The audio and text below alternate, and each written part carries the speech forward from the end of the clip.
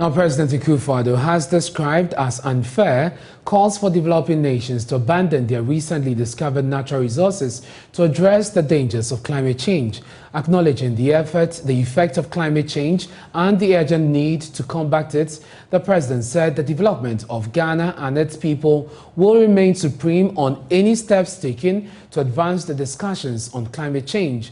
At a speech to open the International Energy Conference and Expo at Guyana in the Caribbean, President Akufo-Addo said Africa has all the natural resources needed for growth and development and called for deliberate programs to harness them. For the sake of our generation and that of generations yet unborn, we have a solemn duty to take immediate, bold, and concrete steps to protect global climate from warming beyond unbearable limits. We know it is in our own interest to act to salvage the economic fortunes of the continent, and more so, step our collective efforts to fight decisively climate change.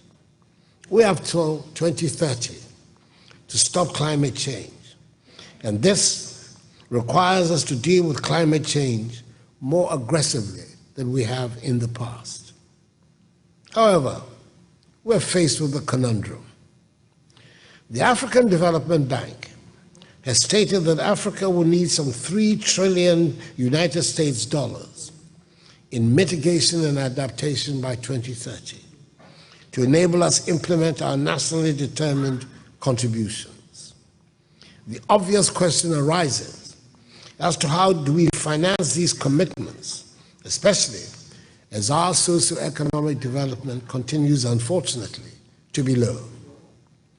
The great rivers of the world flow through our continent, and so are the lakes and the dramatic waterfalls.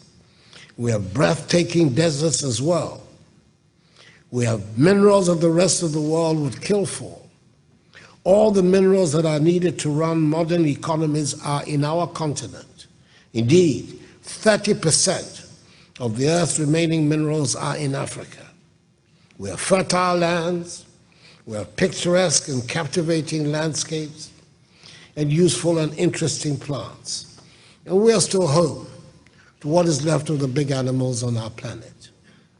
The Almighty has blessed our lands with abundant natural resources, and we believe it would be wholly unfair for the world to demand that Africa abandons the exploitation of these same resources needed to finance her development and help us to cope better with the threat of climate change at a time when many countries on the continent have only just discovered them. The International Conference on Energy is to provide a platform for the exchange of ideas between Ghana, Guyana, and Barbados on oil and gas exploration. Already, Ghana is helping Guyana to develop a local content regime in the oil sector. Prime Minister of Barbados, Mia Moulty, wants citizens of the three countries to benefit more from the oil find. Simple proposition because it's easy to put in a soundbite or in 4 inches of a newspaper. But our lives cannot be reduced to a soundbite or 4 inches of column in a newspaper.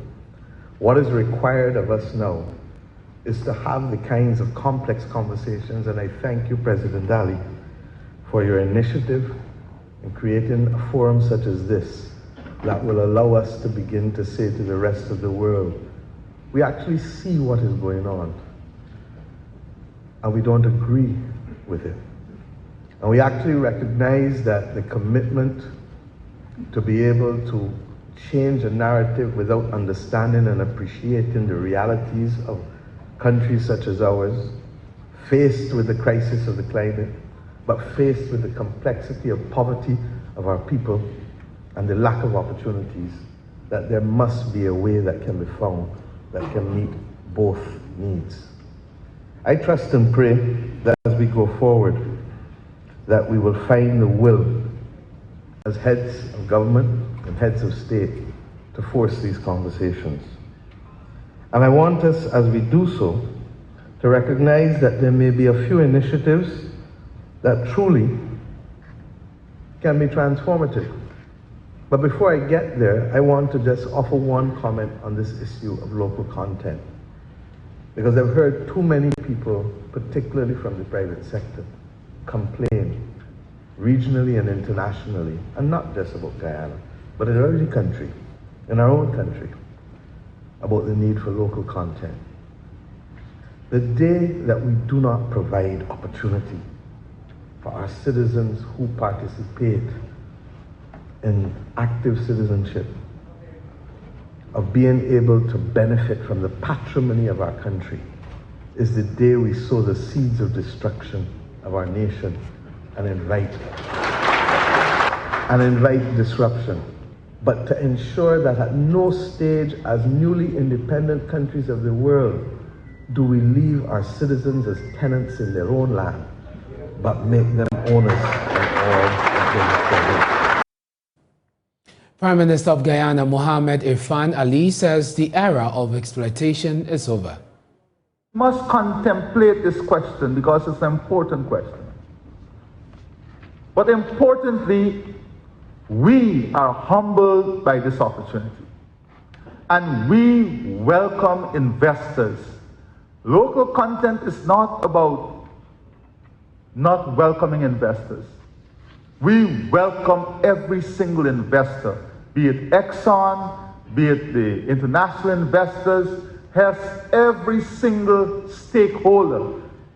Whether you're regional, international, we welcome you. But all we are saying is that that space for technological transformation, collaboration, local growth, and competitiveness and increased productivity must be built into the system to bring benefit to the people of the country. So do not, for a moment, try to misplace this conversation. Do not try to recreate your own narrative. We are going to, and this is why we have this conference, we are going to state directly the narrative. There is no need for any interpretation. This is the narrative. We are pursuing this path. We know of the responsibility I'm going to speak about. We welcome investors, but we believe that local opportunities, the private sector, and every single Guyanese and regional stakeholder must be part of this prosperity and benefit from the prosperity.